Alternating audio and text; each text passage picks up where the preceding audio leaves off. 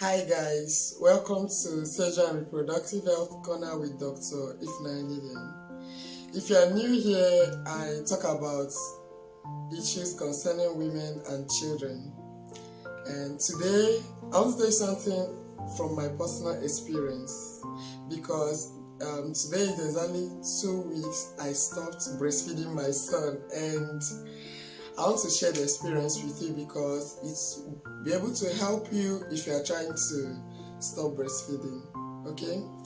Alright, so before we start, I want to let you know that breastfeeding is supposed to be exclusive, only breast milk, no water or anything for the first 6 months of life of your child, and after then you can introduce any other meal gradually until you find what your child likes.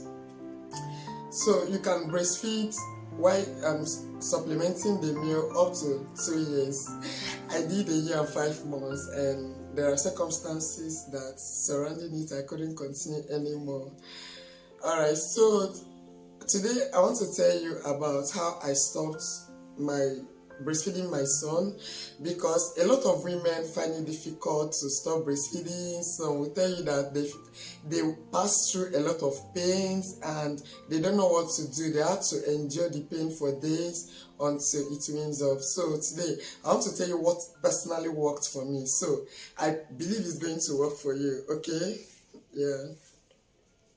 If you want to stop breastfeeding, if you are emotionally attached to your child, it's going to be difficult, because for me it was actually very difficult for me to make that decision because I was really attached to my son, and I felt like maybe I should just leave him, but circumstances were really working against me, so I had to stop. So when I wanted to stop, I took him to my mom's place, like my father's house, this Christmas when we traveled.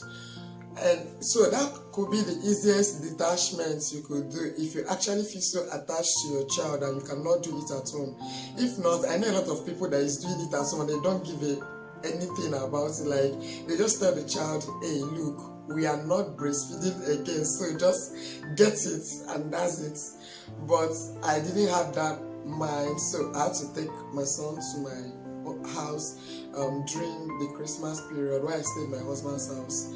So first day I stopped breastfeeding, I felt nothing, everything was okay. Then the next day I started feeling breast engorgements and my breast was becoming fuller and it was beginning to be more painful, because initially I wanted to use drugs to stop the breastfeeding, but I later changed my mind and decided to do other things that is not medication. So what I did was because my breast was already getting fuller, I had to express it, like remove the breast milk from it was just actually one of the breasts that was paining me, the right one, because that's the one I usually use to breastfeed more. So I expressed it out and then it became less fuller, and I had to get a well-fitted bra. Like, you need to get a well-fitted bra, use it to pack your breast. Pack it the first day, the second day, and trust me, from the end of the second day and the third day, the pain will go, the breast will become less fuller, and you will resume your normal activities. It is as simple as that. It's not a rocket science. Okay? If you feel headache, fever, or anything that is just mild, you can take paracetamol and use your well-fitted bra to pad your breast until the pain goes down. This has worked for a lot of people. It worked for me, so that's why I am sharing this with you today. Please remember that when you stop breastfeeding your child, you should be able to give them meal that is rich in not just carbohydrates. You have to give them protein because they need to build their body tissues, their blood.